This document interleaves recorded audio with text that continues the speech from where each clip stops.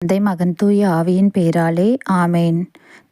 திரு இருதய ஆண்டவரை நோக்கிய மன்றாட்டு. ஓ இயேசுவின் திரு இருதயமே, உமது அரசு வருகு, அனைத்து இன மக்களுக்கும் நீர் அரசராக இருப்பீராக. உமக்கு பிரமாணிக்கமாய் இருப்பவர்களுக்கு மாத்திரமல்ல, ஊதாரியைப் போல் உம்மை விட்டு விலகி போயிருப்பவர்களுக்கும் நீர் உத்தம அரசராய் இருப்பீராக. அமைதியின் அரசராகிய புனித மரியாவின் மாசற்ற இதயத்தின் வழியாக எங்கள் நாட்டில் உமது அரசை நிறுவுவீராக.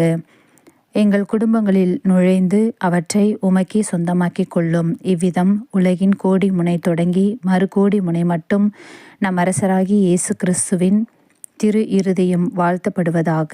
என்றென்றைக்கும் அத்திரு இருதயம் புகழப் பெறுவதாக.